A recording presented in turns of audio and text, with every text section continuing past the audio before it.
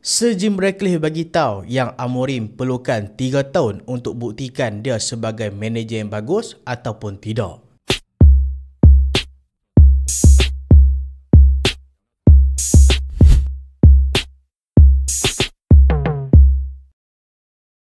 Assalamualaikum dan selamat datang ke Pala Bola United. So dalam video kali ini kita nak bincangkan isu semasa yang mana baru-baru ni Sir Jim Ratcliffe, iaitu owner minoriti untuk pasukan Manchester United, dia ada cakap satu statement dalam satu podcast. Dia bagi tahu yang Amorim perlukan 3 tahun dekat Manchester United untuk build Manchester United ni betul-betul. Aku pun cari juga podcast penuh tu, tapi podcast tu menceritakan bukan pasal MU sajalah. Sebenarnya podcast tu bincang pasal banyak topik. Dia lebih kepada kehidupan Sir Jim Ratcliffe, macam mana dia bina empire dalam bisnes dia. Tapi mestilah ada cerita pasal Manchester United juga, sebab Manchester United pun termasuk dalam salah satu dia punya pemilikan. So dalam satu cerita pasal Manchester United, yang paling menarik perhatian sekali bila dia share dan dia kata Amorim ni perlukan 3 tahun untuk buktikan dia ni manager yang bagus ataupun tidak. So hampa setuju ke? Dan kita tengok lagi apa dia cakap. Sir Jim Ratcliffe bagi tahu, dia kata bola sepak ni bukan sukan yang boleh diubah dalam satu malam. Senang cerita kalau kita nak berpujangga sikit, kita kata Rome tak dibina dalam satu hari.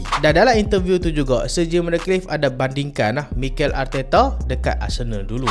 Sebab kalau kita ingat dulu, Arteta dekat Arsenal pernah ada satu masa mereka ni duduk dekat bottom table sebabkan mereka ada permulaan yang sangat-sangat teruk. Yang paling aku ingat dekat Arsenal dulu, waktu Arsenal lawan dengan Manchester City, waktu tu Manchester City skor gol ke-5, gol ke-4 macam tu. Waktu tu fan Arsenal pun celebrate sekali, nak tunjukkan betapa koyaknya di masa tu. Tapi hari ni Sir Jim Ratcliffe bagi tahu Arteta jadi coach yang baik. Walaupun still tak menang apa-apa, tapi dia dah level top tier manager dah dalam EPL lah ni. So apa reaction kita dan apa reaction aku sebenarnya untuk Pala Bola United ni? Reaction dah sebenarnya betul benda tu. Benda tu memang hakikat. Bukan semua manager yang boleh masuk dalam tim tu dan terus menang title. Ada manager-manager macam tu.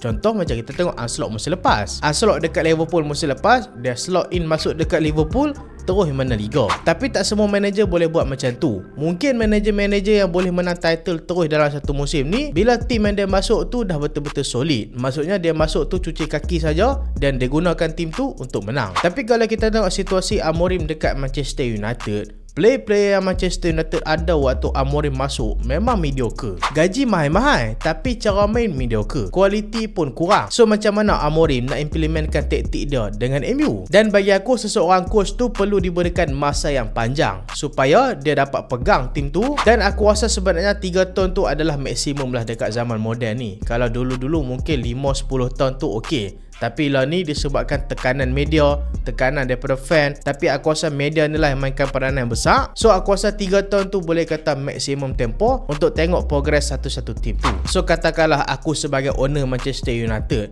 walaupun aku lah ni aku tengok Amorim tengah barai gila dekat MU, tapi kita still bagi masa dekat dia. Contoh kalau dalam 3 tahun MU still kat situ juga duk fight mid table, kalah dengan tim division ke-4 ke-5, konsisten je barai kan, masa tu barulah kena pecat. Tapi aku faham apa yang Sir Jim Ratcliffe cakap. Kena tengok dalam tempoh 3 tahun ni, kita bukanlah tengok secara mengkizir buta. Kita biar aja tim tu hanyut dalam tempoh 3 tahun. Tak. Kita kena tengok tim tu ada progress tak. Contoh walaupun depa ni tak menang liga ke ataupun tak menang apa-apa title, tapi kita tengok peningkatan tu ada. So sebab itulah kalau kita tengok baru-baru ni Sir Jim Ratcliffe dia dah demand dekat Amorim untuk ada progress dekat Manchester United. Sebab kalau contohlah dalam satu musim pun progress walaupun sikit pun hang tak dapat nampak, memang tu satu masalah besar untuk tim hang. Sebenarnya kalau kita tengok betul-betul performance MU musim ni, dia tak adalah seteruk yang digambarkan oleh media-media dekat sana. Kalau kita tengok Manchester United berjaya benam chance-chance yang kita ada, lagi-lagi 2 penalti yang Manchester United dapat, lah ni MU duduk dekat top 4 tau. Dan kalau hampa nak tahu, daripada segi expected goal, kita nombor 1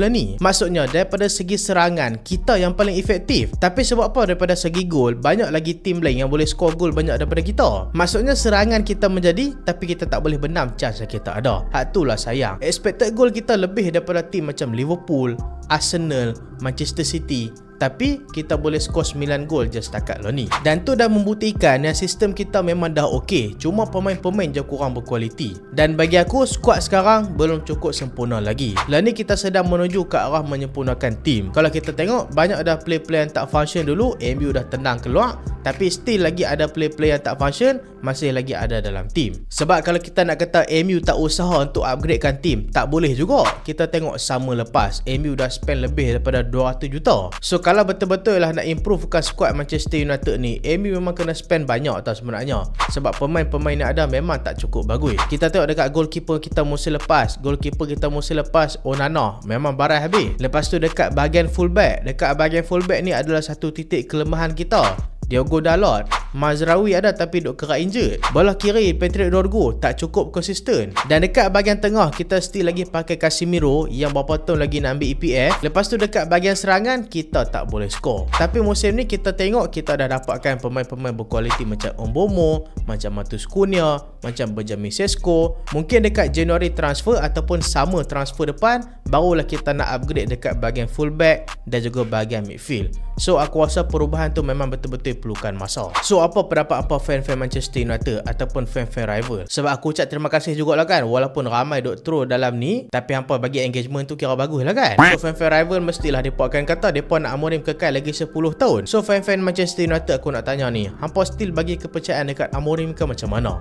Sebab bagi aku memang bagi kepercayaan dekat Ruben Amorim. Memang bila kalah tu sakit hati, tapi bila menang tu tak ada pula orang nak kutuk sistem. Sebenarnya lah ni fan-fan MU memang kebanyakan kita dah dimanipulate oleh media. Sebab dulu kita main sistem 4-3-3 ke 4-2-3-1 ke, kita tak menang EPL pun. So itulah video kali ni. Apa pendapat hampa? Hampa boleh komen dekat bawah, okey? Hampa setuju ke dengan kenyataan Sir Jim Ratcliffe ni? Dan terima kasih sebab tengok sampai habis. Jangan lupa like, jangan lupa share, jangan lupa subscribe. Aku Solehan, Assalamualaikum.